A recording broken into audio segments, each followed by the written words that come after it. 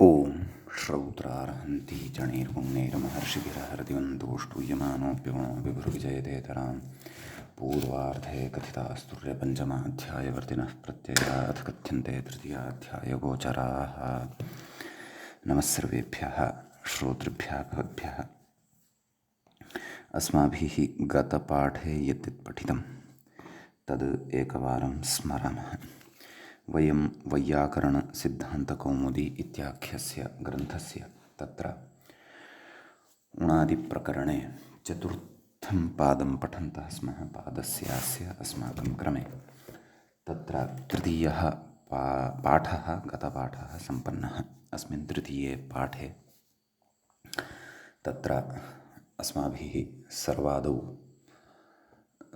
सूत्रं पठितं वीज्याज्वरिभ्यो निः इति।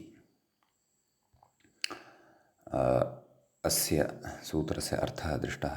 नाम वि इत्यादयः धातवः अत्र ये पठिताः वर्तन्ते तेभ्यः नि इति प्रत्ययः भवति इति।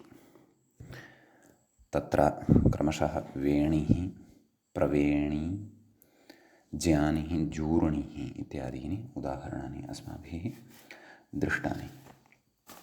ततः परं तत्र सृऋषिभ्यां कित् इति सूत्रम् अग्रिमं पठितं। तत्र सृ अपि च वृष आभ्यां धातुभ्यां नि इति प्रत्ययः भवति, स च कित् भवति इति सूत्रस्य अर्थः दृष्टः। तत्र सृणिः अंकुशः, वृष्णिः क्षत्रियमेघयोः इति उदाहरणद्वयं दृष्टं। ततः परम् अङ्गेर्नलोपश्च इति सूत्रम् अस्माभिः पठितम्। अङ्गधातोः निप्रत्ययः भवति, नकारस्य लोपः च भवति। तत्र अग्नि इति रूपम् अस्माभिः साधितं। तदनन्तरं वहि श्रीश्रूयुदृग्लाः त्वरिभ्यो नित् इति अग्रिमं सूत्रमस्माभिः पठितं। वः श्रीषु इत्यादिभ्यः धातुभ्यः नि इति प्रत्ययः भवति, स च नित् भवति। नित्करणं स्वरार्थं तत्र कृतं। तत्र क्रमशः अस्माभिः वह्निः, श्रेणिः, श्रोणिः, योनिः, द्रोणिः, ग्लानिः, हानिः, तूर्णिः इति बाहुरुतान्मलानिः इत्यपि भवति इति तत्र इमानि रूपाणि क्रमशः दृष्टानि। ततः घृणि, पृश्नि, पार्ष्णि, चूर्णि, भूर्णि इति अग्रिमं सूत्रं पठितं। तत्र उक्तम् एते पञ्च निपात्यन्ते, नाम पञ्चशब्दाः एते निप्रत्ययान्ताः अत्र निपात्यन्ते। तत्र उदाहरणानि तु इमानि एव भवन्ति, नाम घृणि, पृश्नि इत्यादीनि। तत्र किं किं निपात्यते इति सर्वमपि अस्माभिः विस्तरेण पठितं। ततः परं तत्र वृदृभ्यां विन् इति अग्रिमं सूत्रं पठितं। वृ अपि च दृ आभ्यां विन् इति प्रत्ययः भवति। वर्विः खस्मरः, ततः दर्विः इति उदाहरणं च तत्र साधितं। तदनन्तरं जृषुस्तृजागृभ्यः क्विन् इति अग्रिमं सूत्रं पठितं। जृ इत्यादिभ्यः धातुभ्यः क्विन् इति प्रत्ययः भवति। जीर्विः पशुः, शीर्विः हिंस्रः, स्तीर्वि अध्वर्युः, जागृविः नृपः इत्यादीनि उदाहरणानि तत्र साधितानि। ततः दिवो द्वे दीर्घश्चाभ्यासस्य इति अग्रिमं सूत्रं पठितं।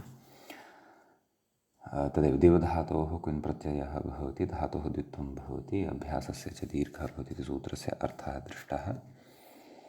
दीदिविः स्वर्गमोक्षयोः इति उदाहरणं तत्र साधितं। ततः कृवि, घृष्वि, छवि, स्थवि, किकीदिवि इति सूत्रेण एते कृवि इत्यादयः शब्दाः क्विन् प्रत्ययान्ताः निपातिताः।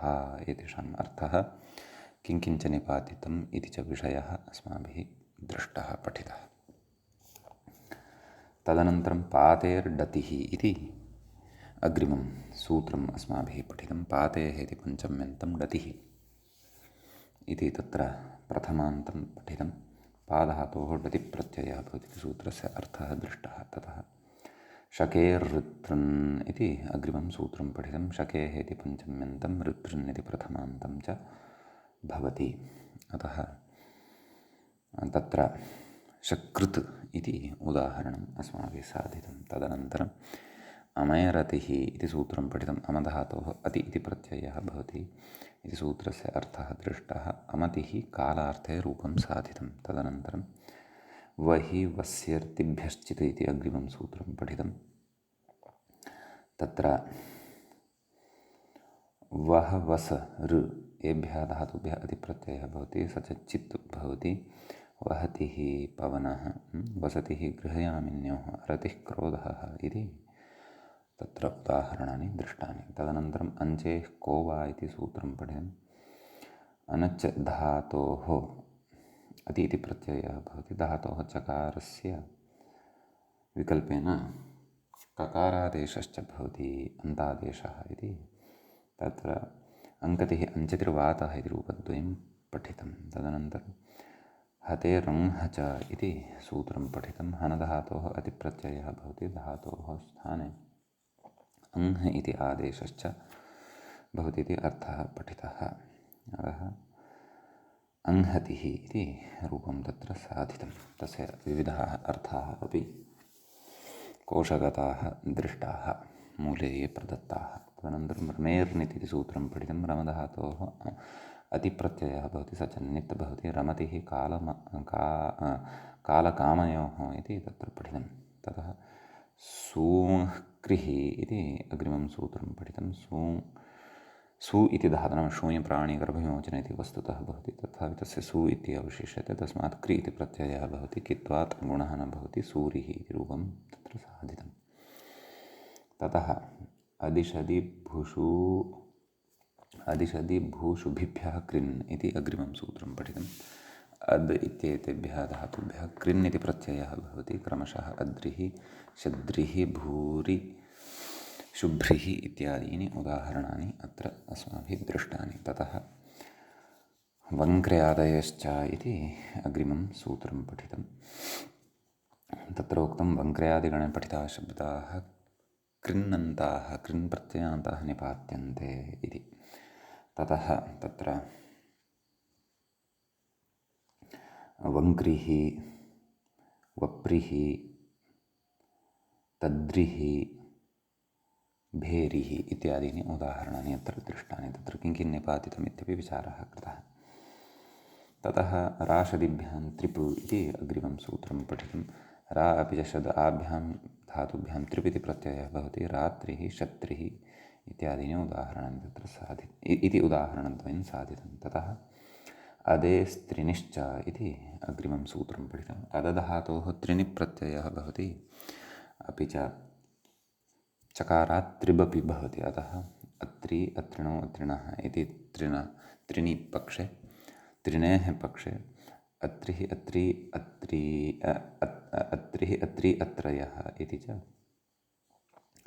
तृणः पक्षे भवन्ति इति अत्र त्रीणि इत्येतस्य तृन् अवशिष्यते तृन् इत्येतस्य तु त्रि इत्येव अवशिष्यते अतः रूपभेदः। अस्तु ततः अग्रे पतेरत्रिन् इति सूत्रं पठितं पतधातोः अत्रिन् इति प्रत्ययः भवति इति सूत्रस्य अर्थः दृष्टः। पत्रिः पक्षी इति तत्र उदाहरणं पठितं। तदनन्तरं मृगणिभ्यामीचिः इति अग्रिमं सूत्रं पठितं मृ अपि च कण आभ्यां धातुभ्याम् ईच् प्रत्ययः भवति इति सूत्रस्य अर्थः पठितः। मरीचिः कणीचिः इति रूपद्वयमत्र साधितं। ततः श्वयतेश्चित् इति अग्रिमं सूत्रं पठितं श्वीधातोः ईचि प्रत्ययः भवति स च चित् भवति श्वयचीः इति व्याध्यर्थे रूपं साधितं। ततः वेयों डिच्चा इति अग्रिमं सूत्रं पठितं वेयधातोः तत्र ईचि इति प्रत्ययः भवति स च डित् भवति वीचिः इति उदाहरणमत्र तरङ्गार्थे साधितं नञ् समासे अवीचिः इति जायते चेत् नरकभेदविशेषो भवति इत्युक्तं। ततः ऋहनिभ्यामूषन् इति अग्रिमं सूत्रं पठितं। ऋ अपि च हन् आभ्यां धातुभ्याम् ऊषन् इति प्रत्ययः भवति। अरूषः सूर्यार्थे उदाहरणं साधितं, हनूषः राक्षसार्थे उदाहरणं साधितं। ततः तत्र पुरः कुशन् इति अग्रिमं सूत्रं पठितं। पुरधातोः अग्रगमनार्थकः यः धातुः तस्मात् कुशन् इति प्रत्ययः भवति। पुरुषः अन्येषामपि दृश्यते इति दीर्घपक्षे पूरुषः इत्यपि रूपं भवति इति तत्र पठितं। ततः पृ-नहिकलिभ्यः उषच् इति अग्रिमं सूत्रं पठितं। पृ एभ्यः इत्यादिभ्यः धातुभ्यः उषच् इति प्रत्ययः भवति। परुषं नहुषः कलुषम् इत्यादीनि उदाहरणानि तत्र अस्माभिः साधितानि। एतावन्ति सूत्राणि गते पाठे पठितानि। गतपाठस्य अन्ते व्याख्यायाः पङ्क्तयः इत्थमासन्। वीचिरिति डित्वाटिलोपः, अन्यथा अयादेशे श्ववीचिवद् वयीचिरिति स्यात्। ऋहनिभ्यामूषन् ऋगतौ हनहिंसागत्योः आभ्यामूषन् स्यात्। अरूष इति ऊषणी गुणः। पुरः कुशन् पुर अग्रगमने अस्मात् कुशन् स्यात्। पुरुष इति पुरुष इति व्याख्यायाम् इदं सम्यक् नास्ति। अतः उदाहरणान्तरं पूरुष इति साधितं खलु। अतः रेफे ह्रस्वः उकारः स्थापनीयः, अन्यत्र तु दीर्घः स्थापनीयः। अस्तु इति कुशनः कित्वात् गुणाभावः। ननु कथं तर्हि पूरुष इति? सत्यं, वस्तुतः पूर्वं यद् लिखितं खलु पूरूष इति, तत्र दीर्घः न स्यात्। ह्रस्वः उकारः तु सम्यक् एव अस्ति, परन्तु रेफात् परतः दीर्घः न स्यात्। यः च मम पुस्तके दृश्यमानः अस्ति, अतः तद् एकं परिष्करणीयम्। अस्तु, ननु कथं तर्हि पूरुष इत्यत्राह अन्येषामपि इति। पृ-नहिकलिभ्यः उषच् पालनपूर्णयोः णः बन्धने, पृपालनपूर्णयोः णः बन्धने कल शब्दसङ्ख्यानयोः एभ्यः उषच् स्यात् इति तत्र पठितं। परुषं नहुषः कलुषम् इत्यादीनि च उदाहरणानि तत्र साधितानि। अस्तु, एतावत्पर्यन्तः व्याख्याभागः गते पाठे अस्माकं क्रमे प्रवृत्तः अयम्। अस्मत्क्रमे उणादिप्रकरणस्य चतुर्थस्य पादस्य तृतीयः पाठः प्रवृत्तः अभूत्। अधुना तावत् अस्मत्क्रमे उणादिप्रकरणस्य चतुर्थस्य पादस्य चतुर्थः पाठः आरब्धः भवति। तत्र आदौ वयम् इदानीं सूत्रमग्रिमं पठामः। पीयेरूषन् इति भवति। तत्र पीयेः इति पञ्चमी विभक्तेः एकवचनान्तं भवति। ऊषन् इति प्रथमान्तं भवति, प्रथमाविभक्तेः एकवचनान्तं भवति। व्याख्याता सूत्रार्थं कथयति। पीयधातोर्धातुपाठे अदर्शनादाः सौत्र इति मूले कथयन्नस्ति खलु। पीय इति सौत्रो धातुः, अत्रैव सूत्रे पठ्यते इति भावः। तर्हि पीय ऊषणः ऊष इति अवशिष्यते। पीय ऊष पीयूष इति सिद्ध्यति विभक्तिकार्ये कृते। पीयूषम् अमृतार्थे प्रयुज्यते खलु, प्रसिद्धः शब्दः। ततः अग्रे कथयति मूले बाहुलकादगुणे पेयूषो अभिनवं पयः इति इत्यपि साध्यते इत्यस्ति।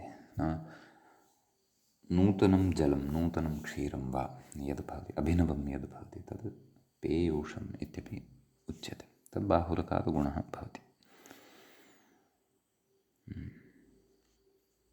वस्तुतः पीय इति यत्र दीर्घोपधत्वमस्ति खलु धातोः, अतः लघुपदगुणः तु न प्राप्यते। तथापि बाहुलकात् भवति पक्षे इति भावः। समीचीनम्। अस्तु, ततः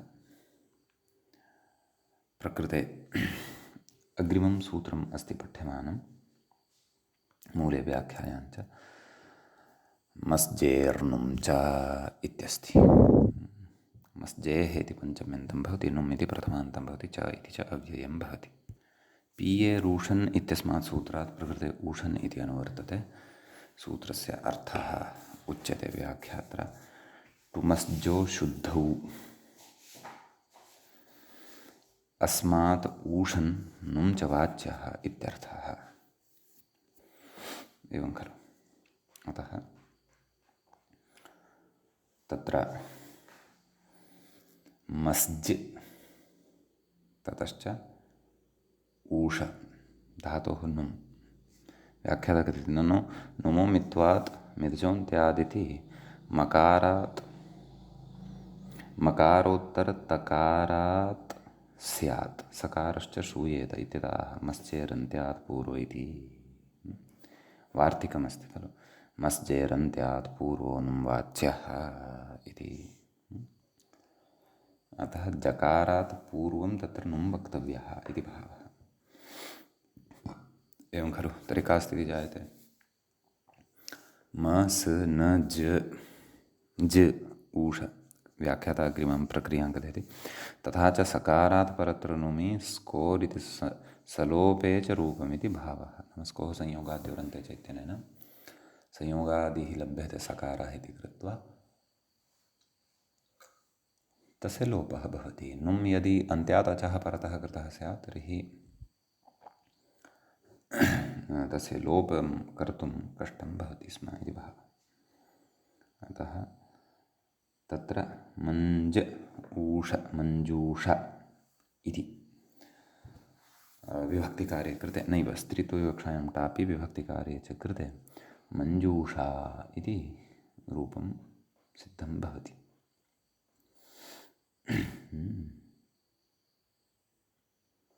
एवम् अस्ति। ततः अग्रिमं सूत्रमत्र पश्यामः। गडेश्च गडेः इति पञ्चम्यन्तं भवति, च इति प्रथमान्तं भवति। पीये रूषन् इत्यतः ऊषन् इत्यनुवर्तते। व्याख्याता कथयति तत्र गडिवदनैकदेशे अस्मात् ऊषन् स्यात् इति। एवं खलु। तर्हि इदित् अस्ति, इदित्वा नुं भवति। गण्ड ऊष गण्डूष विभक्तिकार्ये कृते गण्डूषः व्याख्याता अपि कथयन्नस्ति इदित्वा नुम्यनुस्वारपरसवर्णं परसवर्णत्वेन अनुस्वारस्य णकारः भवति इति भावः। गण्डूषः इति पुंसि अपि भवति, स्त्रियाम् उदाहृतं वर्तते गण्डूषा इति। अग्रे सूत्रम् अस्ति अर्तेररुः इति। अर्तेः इति पञ्चम्यन्तं भवति, अरुः इति प्रथमान्तं भवति। तत्र सूत्रार्थः उच्यते व्याख्यात्र ऋगतौ अस्मात् अरुप्रत्ययः इत्यर्थः। एवं खलु। अररुः शत्रुः नाम धातोः गुणः भवति ऋ अरु धातोः गुणः अर अरु मेलनेन विभक्तिकार्ये च कृते अररुः इति सिद्ध्यति। ततः अररुः शत्रुः अररू अररवः इति प्रत्ययस्य सकारान्तत्वभ्रमवारणायाः अररू इति नाम अयं प्रत्ययः उकारान्तः एव वर्तते, सकारान्तं कदाचित् नावगच्छन्तु इति।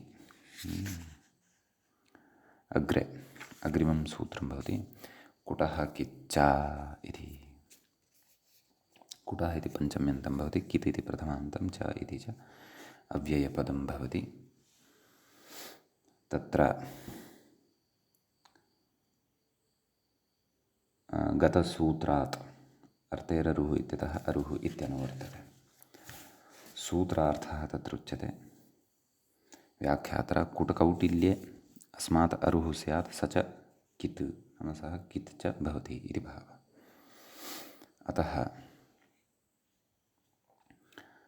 तत्र कुटरुरिति एवं खलु, कुट् अरु कुटरु कित्वान् लघुपदगुणः नाम कित् कित् विहितः खलु। अग्रे व्याख्याता कथयति नन्वत्र कित्वं व्यर्थं गाङ्गुटादिभ्यो ङिति प्रत्ययस्य ङित्वेनैव गुणाभावसिद्धेः इत्यतः आह कित्वमिहेति मूले कित्वम् इह चिन्त्यम् एवं खलु। परन्तु तदेव एषः एतादृशवचांसि कथं वा उच्यन्ते इति चिन्तनीयं। नाम कित्वम् इह चिन्त्यम् इति कथमुच्यते? शाकटायनसूत्राणि पाणिनेः परवर्तीनि न सन्ति खलु, प्राग्वर्तीनि सन्ति किल। अथवा तत्र गाङ्गुटादिभ्यो ङिति इति एषा व्यवस्था यदि शाकटायनव्याकरणे पूर्वमेव अस्ति, नाम साक्षात् सूत्रं न स्यात् परन्तु तत्सदृशं सूत्रं स्यात्, तदा तु अस्तु वक्तुं शक्यते, निर्वाहो भवति एवं खलु। अन्यथा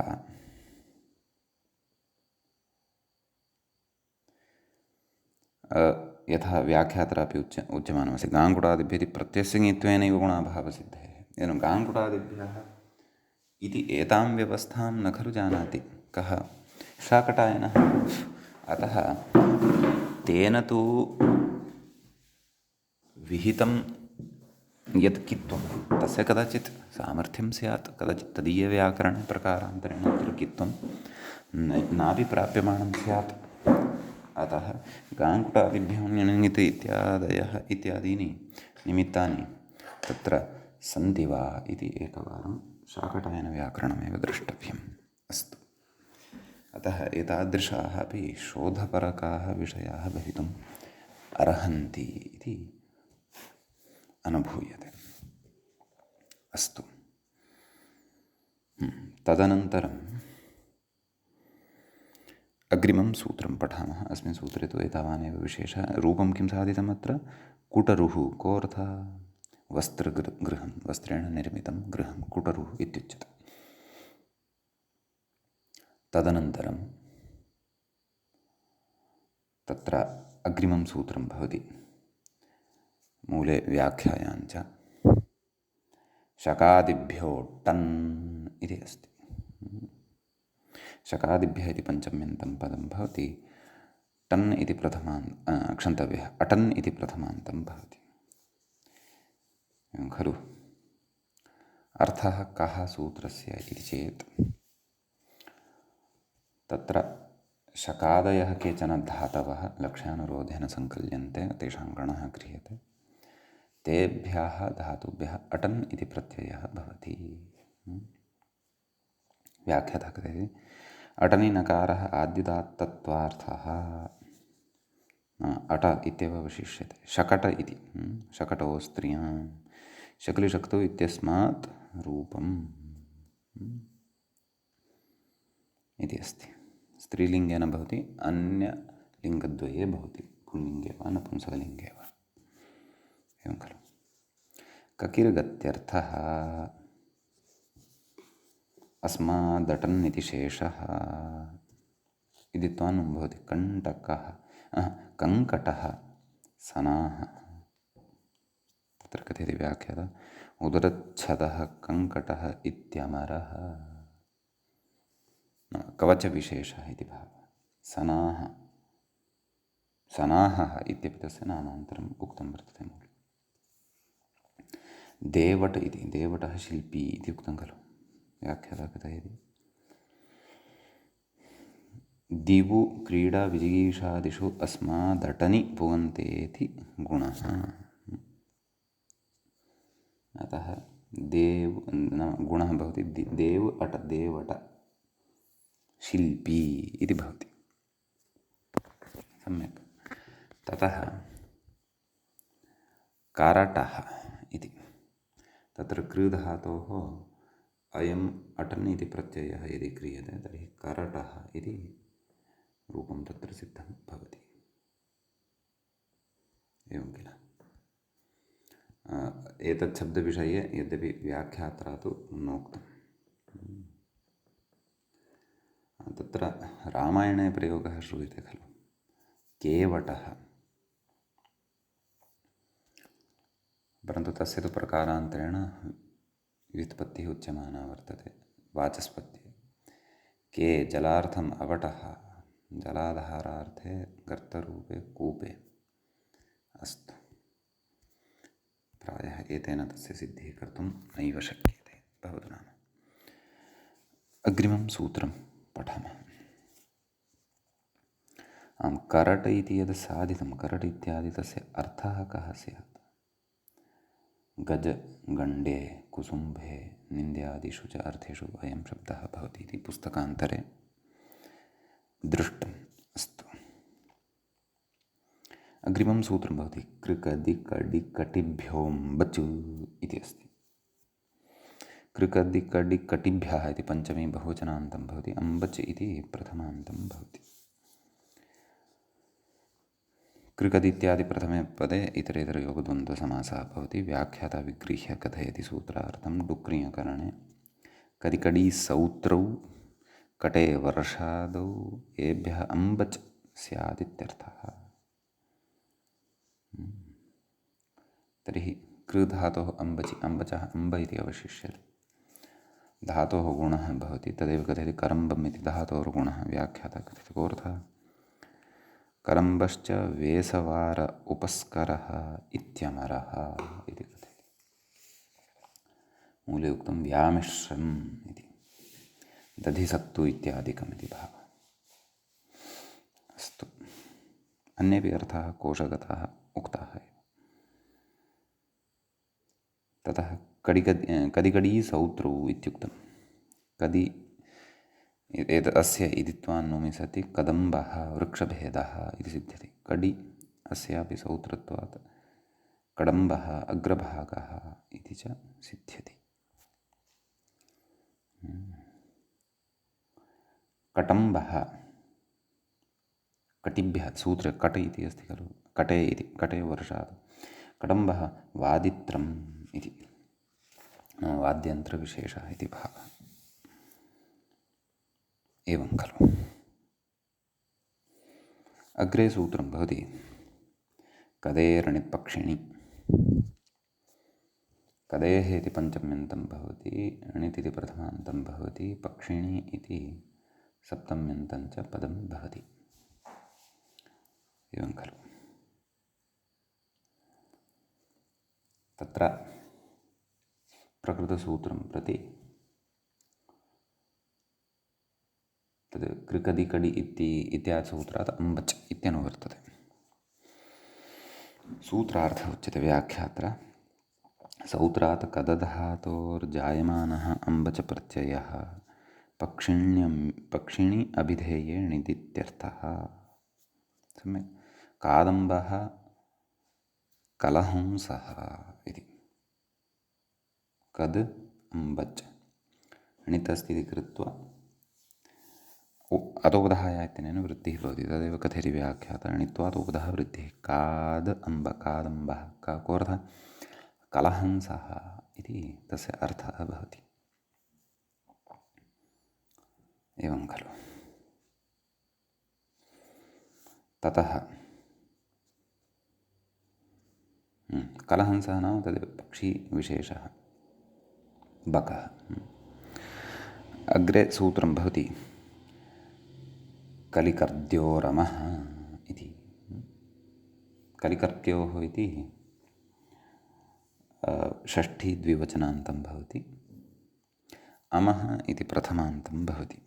व्याख्याता सूत्रार्थं कथयति कलसङ्ख्याने कर्दकुत्सिते शब्दे आभ्याम् अमः स्यात्, नाम अम इति प्रत्ययः आभ्यां भवति इति भावः। सम्यक्। कलम इति, कलमः इति कलधातोः अमि प्रत्ययः कृतः। कलमः कर्दधातोः अमि प्रत्यये परतः कर्दमः कथयति शालयः कलमाद्याश्च इत्यमरः अमरे एवम् उदाहरणं शब्दान्तराणि नाम अर्थः उक्तः वर्तते। कलमः वस्तुतः लेखनी इत्यपि भवति अथवा शालिविशेषः इत्यपि भवति। कर्दमः अर्थात् पङ्कः अथवा पापम्। अग्रे सूत्रं भवति कुणिपुल्योः किं दच् इति।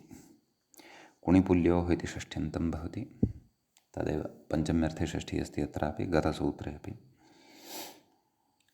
इतरेतरयोगद्वन्द्वः भवति प्रथमे पदे। व्याख्याता कथयति कुणशब्दोपकरणयोः, मूले उक्तं खलु कुणशब्दोपकरणयोः इति धातुः वर्तते। पुलमहत्वे अपरः धातुः पुलि इति इका निर्दिष्टः अस्ति खलु, अतः पुलमहत्वे आभ्यां किन्दच् स्यात्, किन्दच् इति प्रत्ययः भवति। कचावितौ इत्युच्यते। तर्हि पुल किन्दचः इन्द इति अवशिष्यते। ककारः इति संज्ञकः, चकारो इति संज्ञकः इति उक्तं खलु व्याख्यात्र। अतः पुल इन्द पुलिन्द जातिविशेषः इत्युच्यते। जातिविशेषस्य नाम इदं भवति। परन्तु ततः पूर्वमूले अन्यदपि उदाहरणमस्ति खलु। कुणिन्दः कोऽर्थः शब्दः नाम ध्वनिः।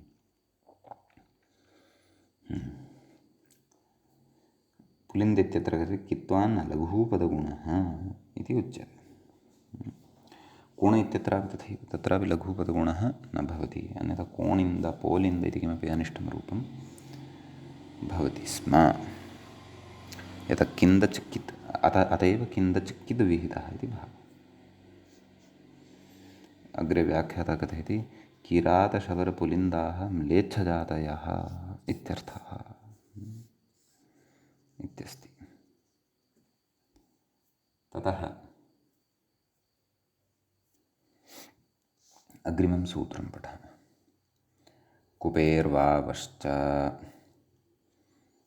इति भवति अग्रे सूत्रं। तत्र कुपेः इति पञ्चम्यन्तं, वा इति अव्ययं, वः इति प्रथमान्तं, च इति च अव्ययं भवति।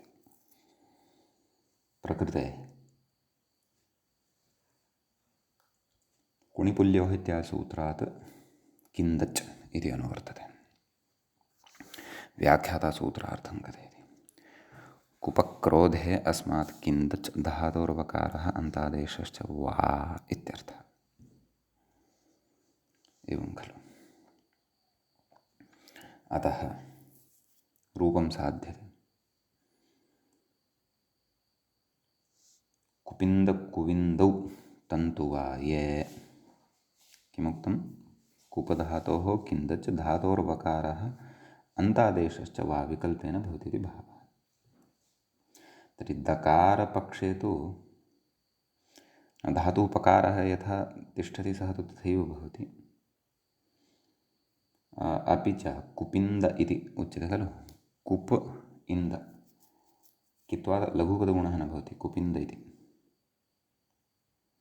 धातोः वकारान्तादेशपक्षे कुविन्द इति भवति। तन्तुवाय, तन्तुवायस्य नामद्वयम् इदं भवति। व्याख्याता कथयति तन्तुवायः कुविन्दः स्यात् इत्यमरः। अग्रे सूत्रं भवति नंषञ्जेर्गथिन् इति भवति। तत्र नौ इति सप्तम्यन्तं भवति, षञ्जेः इति पञ्चम्यन्तं भवति, गथिन् इति प्रथमान्तं भवति। षञ्जे इति पञ्चम्यन्तम् एवं खलु। व्याख्याता सूत्रार्थं कथयति न उपपदे षञ्जसङ्गे इत्यस्मात् गथिन् प्रत्ययः स्यात्। वनवः गथिनः गथ् इति अवशिष्यते। पश्यामः तत्र गथिन् इत्यत्र यः घकारः अस्ति खलु, तस्य इति संज्ञा भवति। शक्वतद्धिते अन्त्यस्य च नकारस्य हलन्त्यमित्यनेन इति संज्ञा भवति अथि इति अवशिष्यते। रूपम् उदाह्रियते। निषङ्गथिः आलिङ्गकः इत्युच्यते। आलिङ्गनं यः करोति सः निषङ्गथिः इत्युच्यते। व्याख्याता कथयति उपसर्गात् सुनोतीति षत्वम्। ततः कथयति गथिनः घित्वात् चजोः को घृणितोः इति कुत्वम्। एवं खलु। धातुः षञ्ज इति भवति खलु, तत्र जकारस्य कुत्वं भवति, अतः निषङ्ग गकारः तत्र लभ्यते। तत् निषङ्ग इथ निषङ्गिथ विभक्तिकार्ये कृते निसङ्ग अथि प्रत्ययः खलु, गथिन् इत्येतस्य अथि इति अवशिष्यते, अतः निषङ्गथिः विभक्तिकार्ये कृते इदं पदं लभ्यते। सम्यक्। अग्रे सूत्रं भवति उद्यर्तेश्चित् इति। तत्र उद्यर्तेः इति पञ्चम्यन्तं भवति, नैव उदि इति सप्तम्यन्तं भवति, अर्तेः इति पञ्चम्यन्तं भवति, चित् इति प्रथमान्तं भवति। नौषञ्जेर्गथिन् इत्यतः गथिन् इत्यनुवर्तते। व्याख्याता सूत्रार्थं कथयति उदि उपपदे ऋगतौ इत्यस्मात् गथिन् प्रत्ययः स च चिदित्यर्थः। उदरथिरिति मूले उक्तं खलु। उदरथिः समुद्रः, समुद्रस्य नामान्तरमिदं भवति। कथयति गथिनि कृते धातोर्गुणः, गथिनः तु अथि इति अवशिष्यते। एवं खलु। धातोः नाम ऋ इत्येतस्य स्थाने अर् इति आयाति। उद् अर् अथि उदरथि समुद्रः इति अर्थः सिद्धः भवति। उदधिः जलधिः पयोधिः इत्यादयः तु भवन्ति एव, उदरथिः इत्यपि नाम भवति। सम्यक्। अग्रिमं सूत्रं पठामः। सर्तेर्णिच्च इत्यस्ति। सर्तेः इति पञ्चम्यन्तं भवति, पञ्चमी विभक्तेः एकवचनान्तं। णित् इति प्रथमान्तं, च इति च अव्ययं भवति। नौषञ्जेर्गथिन् इत्यतः गथिन् इत्यनुवर्तते। सूत्रार्थः उच्यते व्याख्यात्र सृगतौ इत्यस्मात् गथिन् स्यात्, गथिन् इति प्रत्ययः स्यात् इत्यर्थः। स च णिदित्यर्थः। सम्यक्। सारथिरिति णित्वाद् वृद्धिः, मूलेपि उक्तं खलु, सारथि सृ अथि सार अथि सारथिः।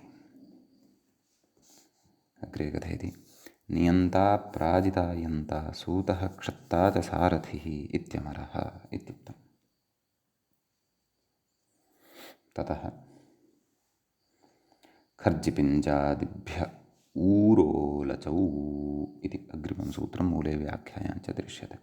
खर्जिपिञ्जादिभ्यः इति इतरेतरयोगद्वन्द्वः भवति। नैव एवं पिञ्जादिभ्यः तथैव वक्तव्यम्, इतरेतरयोगद्वन्द्वः एव वक्तव्यः भवेत्। खर्जिश्च पिञ्जिश्च, खर्जिपिञ्जितौ आदिः येषां ते खर्जिपिञ्जादयः। एवम् इतरेतरयोगद्वन्द्वगर्भबहुव्रीः समासः अत्र द्रष्टव्यः। सम्यक्।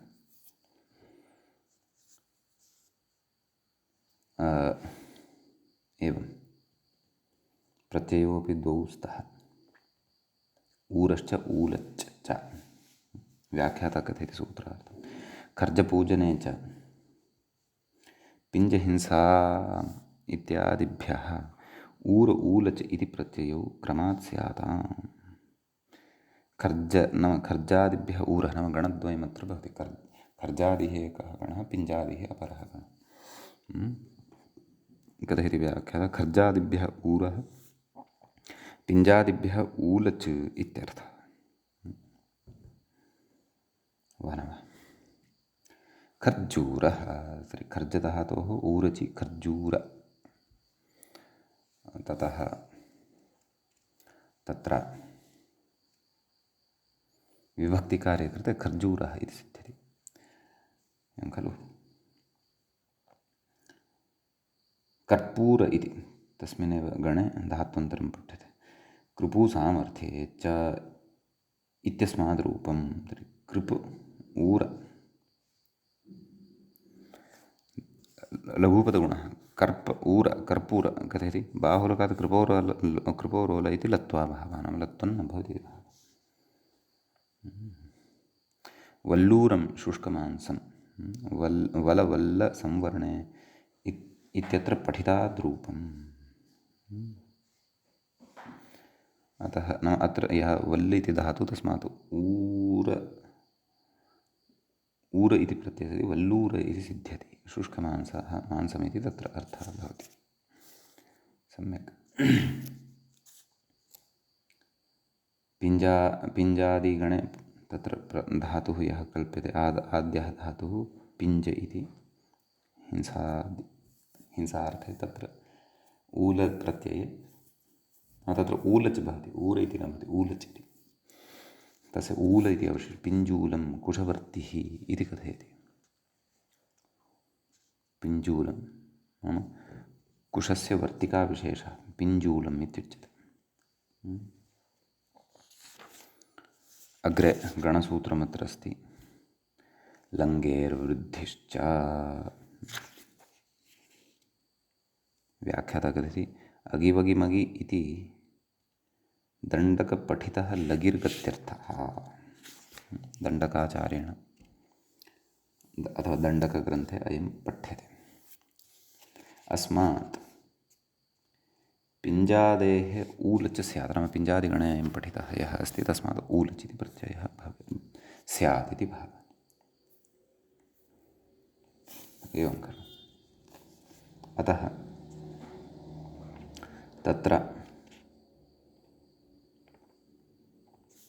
कथयति वृद्धिरपि भवति इत्यर्थः। लङ्गेर्वृद्धिश्च इत्युक्तं खलु। तर्हि लङ् ऊल वृद्धिः भवति। लाङ् ऊल लाङ्गूला इति विभक्तिकार्ये कृते लाङ्गूलम् इति सिद्ध्यति। पुच्छम् इति अर्थः भवति खलु। कुसूलः इति प्रदत्तं मूले। व्याख्याता कथयति पिञ्जादित्वाद् ऊलच् कुसश्लेषणे इति धातुः तत्र भवति। तर्हि कुस् ऊल कुसूल इति सिद्ध्यति। एवं खलु। ततः अग्रे भवति तत्र धातुः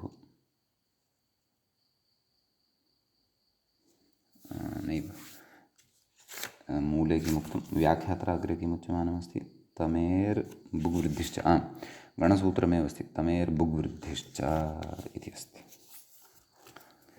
व्याख्याता कथयति तमोग्लानौ अस्मात् ऊलच् सनियोगेन अथवा सन्नियोगेन इति वा वक्तव्यं।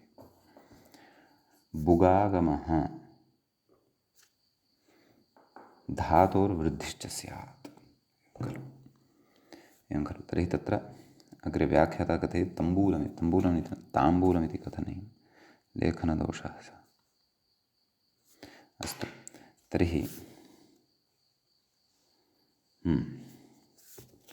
किमुक्तवान् तमेर् बुग्वृद्धिश्च। तर्हि तम् ब ऊल वृद्धिः ताम्ब ऊल ब कुतः लब्धः बुका लब्धः बुग् विहितः खलु। ताम्बूल विभक्तिकार्ये कृते ताम्बूलम् इति सिद्ध्यति। एवं खलु। ततः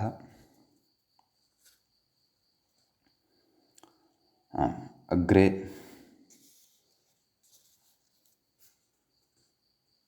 शृणोतेर्दुःखवृद्धिश्च इति गणसूत्रमस्ति। तत्र व्याख्यातसूत्रार्थं कथयति श्रुहिंसा न गणसूत्रार्थं कथयति श्रुहिंसायाम् अस्मात् ऊलच् सन्नियोगेन दुगागमः वृद्धिश्च स्यात् इत्यर्थः। एवं खलु। अतः श्रु ऊल एवं खलु दुगागमः श्रुद ऊल धातोः वृद्धिः रपरसति प्रवर्तते। शार्द ऊल शार्दूल इति रूपं तत्र सिद्धं भवति। एवं खलु सिंहादयः अर्थाः भवन्ति खलु शार्दूल इत्येतस्य। ततः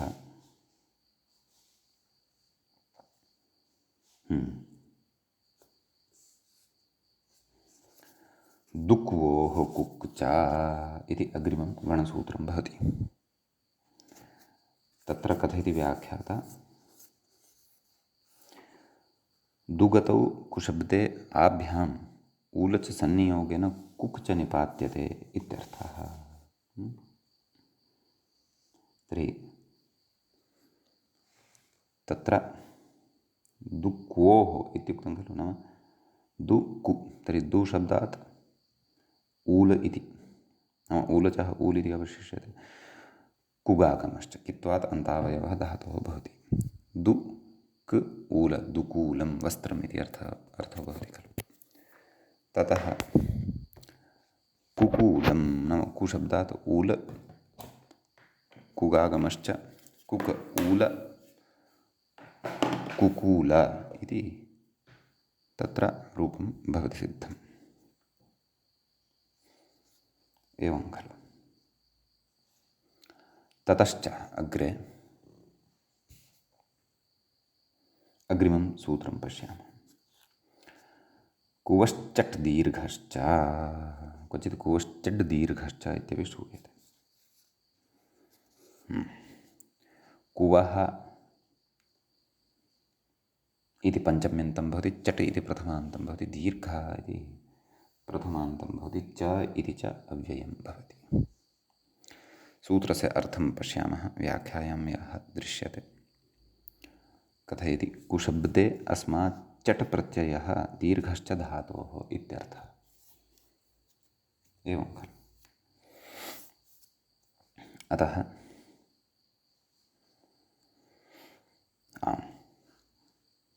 रूपं साध्यते। कूचिचित्रलेखिना लेखनिका, एवं खलु। कूर्च विशेषः भवति खलु, सः इति भावः।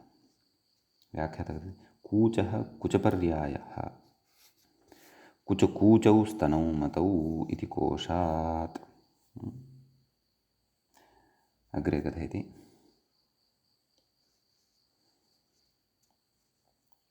प्रत्ययस्य टित्वे फलमाह कूचीति, नाम तदेव कूचिति स्त्रियां चित्रलेखनिका इति उदाहरणं भवति। तर्हि तदेव कु तस्मात् प्रत्ययः कः चट् इति दृष्टः खलु। कु च दीर्घः कुच इति सिद्ध्यति, कूच इति सिद्ध्यति। स्त्रियां कूची इति तावत् चटः टित्वात् ङीप् इति सर्वम् उक्तमेव। अस्तु, अग्रिमं सूत्रं पठामः। समीणः, तत्र समी इति सप्तम्यन्तं भवति, इणः इति पञ्चम्यन्तं भवति। कुवश्चट् दीर्घश्च इत्यस्मात् चट् दीर्घः इति द्वयम् अनुवर्तते। व्याख्यातः सूत्रार्थं कथयति सम्युपपदे क्षन्तव्यः समी उपपदे इणगतौ इत्यस्मात् चट् स्यात् दीर्घश्च धातोः दीर्घोऽपि भवति। तर्हि सम इण च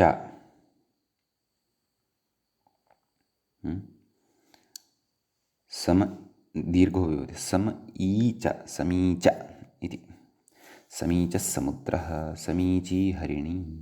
व्याख्यातः धातोर्दीर्घे रूपं टित्वफलं दर्शयन् उदाहरति समीचीति टिड्ढाण इत्यादिना टिरिति भावः। एवं खलु। अग्रे सूत्रं भवति सिवेष्टेरूच इति। तत्र सिवेः इति पञ्चम्यन्तं, पञ्चमी विभक्तेः एकवचनान्तं भवति। टेः इति षष्ठ्यन्तम्, उ इति लुप्तप्रथमाकं, च इति च अव्ययं भवति। कुवश्चट् दीर्घश्च इत्यतः चडित्यनु वर्तते। सूत्रार्थं कथयति व्याख्याता। शिवतन्तुसन्ताने अस्मात् चट् प्रत्ययः स्यात् धातोष्टेरूत्वं चेत्यर्थः। एवं खलु। किमुदाह्रियते? सूचो दर्भाङ्कुरः, दर्भस्य अङ्कुरविशेषः सूच् इत्युच्यते। स्त्रीलिङ्गे तु सूची इति भवति। एवं खलु। तत् टिड्ढण इत्यादिना ङीप् भवति। तर्हि तद् सिव्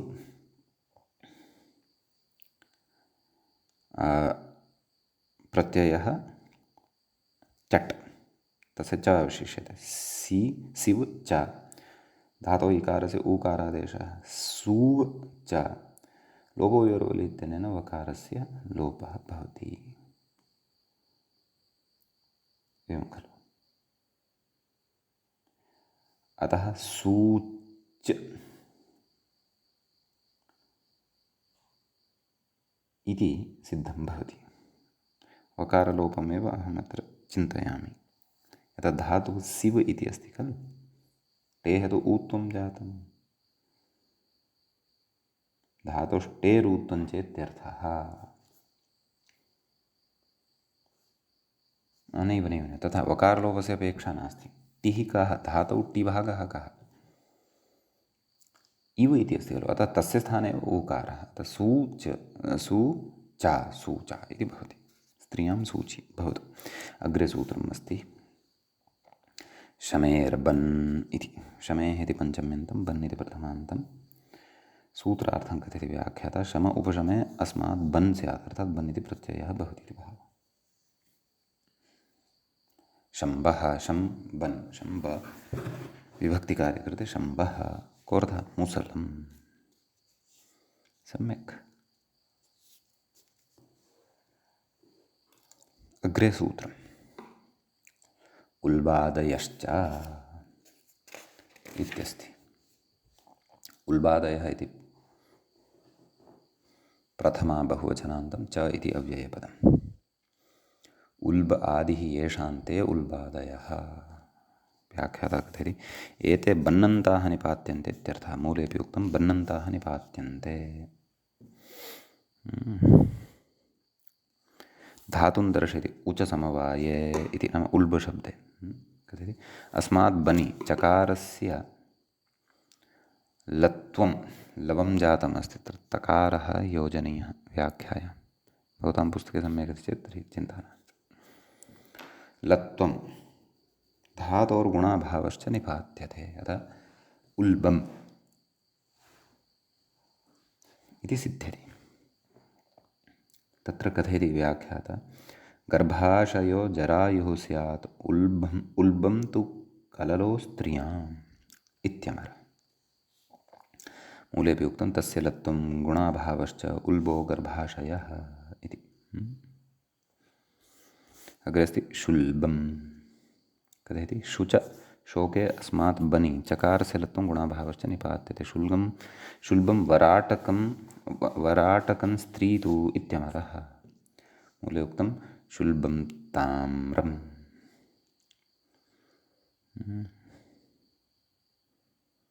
अग्रे बिल्बं।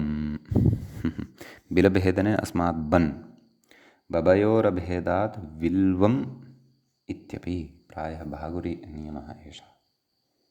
बबयोरभेदः, डलयोरेकत्वम् अथवा अभेदः इत्यादिकम्। अस्तु।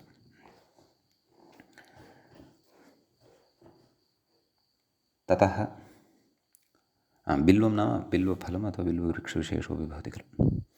निम्बः इत्यस्ति वा न वा? बिम्बं क्षन्तव्यं, बिम्बम् इत्यस्ति। निम्ब इति न, बिम्बे एतस्मात् पूर्वं निम्ब इति अस्ति। सम्यक्। तर्हि णीयप्रापण इत्यस्मात् धातोः बन् धातोः ह्रस्वः च निपातनीयः। निम्बः वृक्षविशेषः। बिम्बम् अत्र वि गत्यादिषु वर्तते यः धातुः, तस्मात् बन् प्रत्ययः धातोः ह्रस्वश्च बवयोरभेदत्वात् बत्तञ्च बिम्बम् इति च उदाहरणं तत्र द्रष्टव्यम्। एवं खलु मण्डलम् अथवा प्रतिकृतिः इति अपि उच्यते। अग्रिमं सूत्रं पश्यामः। स्थः स्तोम्बजबकौ इत्यस्ति। स्थः इति पञ्चम्यन्तं भवति। ततश्च स्तः इति प्रथमान्तं भवति। ततः अम्बजबकौ इति प्रथमाविभक्तेः द्विवचनान्तं भवति। अम्बच च अबकश्च अम्बजबकौ इतरेतरयोगद्वन्द्वः अत्र च भवति। व्याख्याता सूत्रार्थं कथयति। ष्ठागतिनिवृत्तौ अस्मात् अम्बच् अबक इति प्रत्ययौ स्तः तत्सन्नियोगेन धातोः स्तादेशश्च। सम्यक्। स्तादेशस्य अनेकाल्त्वात् सर्वादेशः इति भावः। मूलेऽपि उक्तं तिष्ठते रम्बच् अबक एतौ स्तः स्तादेशश्च, नाम तिष्ठतेः एव स्तादेशः। एवं खलु। स्तम्भ इति तर्हि स्था अम्बच्, तस्य अम्ब अवशिष्यते। स्था अम्ब। स्त इति आदेशः स्त अम्ब पररूपं भवेत्। स्तम्भ इति सिद्ध्यति। कथयति अमरकोशमाः स्तम्भो गुच्छस्तृणादीनः इति मूले उक्तं खलु। स्तम्भो गुच्छस्तृणादिनः एवं खलु। तृणादिभिः निर्मितः गुच्छविशेषः स्तम्भ इत्युच्यते। अतः गुच्छः तृणादिनः, गुच्छः इति पृथक्तया वर्तते। तृणादिनः अथवा तृणादिनः गुच्छः इति वा अन्वयः कर्तव्यः। तृणादिनः इति नपुंसकलिङ्गे षष्ठ्यन्तं भवेत् इति चिन्तयामि। अस्तु। स्तबकः पुष्पगुच्छः इत्यपि अस्ति। पुष्पगुच्छस्य स्तबकः इत्यपि नाम भवति। एतत्तु अबक इति प्रत्ययपक्षे। त्रिस्था अबक धातोः स्तादेशः स्त अबक एवं खलु। अतः प्रकृतेपि तत्र अपदान्तस्थ एव खलु अयमपि अकारः। अतः पररूपम् अत्र द्रष्टुं शक्यते।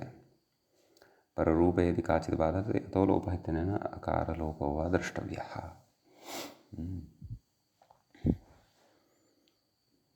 परन्तु अपदान्तत्वम् इति भाति। तथा चेत् तर्हि तु अतो गुण इत्यनेन पररूपमपि भवेत् वा न वा। उपपदत्वं किञ्चन भवति यदि तदा तु वयं तत्र सुपः लुकं कुर्मः। अत्र तादृशी स्थितिः नास्ति इति चिन्तयामि। अस्तु भवतु। अग्रे सूत्रं शाशपिभ्यां ददनम् इत्यस्ति। शाशपिभ्याम् इति पञ्चम्यन्तं भवति। इतरेतरयोगद्वन्द्वः अत्र भवति। ददनौ इति प्रथमान्तं भवति। अत्रापि इतरेतरयोगद्वन्द्वः भवति। व्याख्यातसूत्रार्थं कथयति।